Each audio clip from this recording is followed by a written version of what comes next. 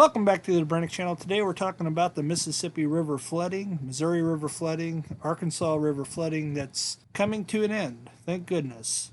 We have some numbers at you. We'll stick around. Stay tuned.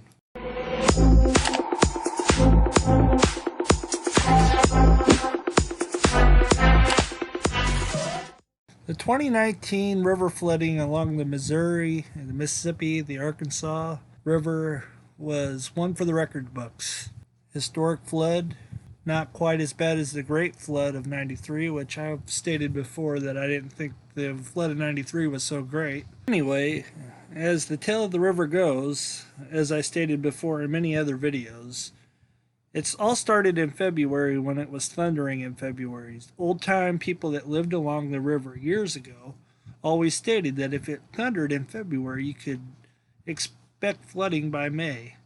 And this was along Calhoun County. I heard that, and it is very true and very wise, because every time that it's ever thundered in February, it has flooded in May. And once again this year, it's come to pass. The snow started to melt about mid-March.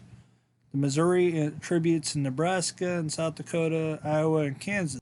Mississippi River also seen flooding, but to a lesser extent. From January until early March, average temperatures in the Midwest remained in the low 20s to 30s, which was below freezing. Then you had record snowfall with an early blizzard in Nebraska over the course of 3 days, March 11th through March 13th. Then temperatures rose drastically to the 60s, combined with an inch and a half more of rain that quickly melted the snow, and the frozen ground was not able to absorb the meaningful amount which led to unprecedented runoff into local streams and rivers. Many of the rivers were still frozen over with thick layers of ice because it was in the 20s and 30s and it was a cold winter. So as of right now, the numbers of property damage along the river is 2.9 billion in Iowa and 1.3 billion in Nebraska. And who knows what the numbers are for Missouri and Illinois. I know in Calhoun County, a little town called Nutwood and Hardin, their levees broke, and who knows how much damage it did. In Grafton, the same thing. Luckily, majority of Alton was spared, but West Alton, they flooded on purpose to save St. Louis. Today, the river in Alton finally came down below major flood stage, but it's still up in St. Louis, Chester, and Cape Girardeau. So there's still more flooding to come, but I mean, it's on the downhill slide. But who knows? There's a lot of rain in the forecast yet, but hopefully it's nothing too severe like it had been. That's not to mention that Grafton, Hardin, Nutwood, all of them are still above major flood stage, even though the water is receding. Hopefully it won't last much longer. It should last another couple days and be down to major, and then hopefully minor, and then back to normal. This takes us to the barges. The barges have just been cleared to start going up and down the rivers again yesterday. And this leads me into my next topic. Gotta love the barges. The barges save this country from having to do way more work than it's ever feasible imaginable. But here's the dilemma with barges. Army Corps of Engineers and the people that run these barges are in cahoots with each other, as they got to keep 9 feet of water in the river. You may be asking yourself, why do they got to keep 9 feet of water in the river? Well, it's pretty simple. 8 feet would make a barge run aground. 9 feet keeps the barges floating. With all the weight they got to have at least a minimal of 9 feet. And that's great and all, and it works for the most part. But then you run into a dilemma with the flood. Now, with the flood, you already got 9 feet of water as your average depth. And some people have stated to me that live over that way in Calhoun County. Plus, I have friends that live over in Jersey County, Calhoun County, up and along down the river actually, and they have stated to me that the Army Corps of Engineers is at fault for leaving the 9 feet of water in the river because it floods out their homes.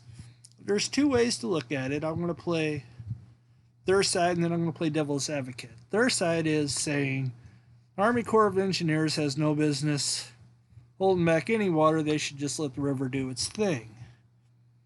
That's fine, but then you also got to play devil's advocate that if they don't have the 9 feet of water, everything's going to go sky high as far as oil, grain, and food go. Everything that comes up and down those rivers are way cheaper than by train or by automobile. Barges are where it's at. It saves the most money. It's cheaper all the way around. But here may be a solution.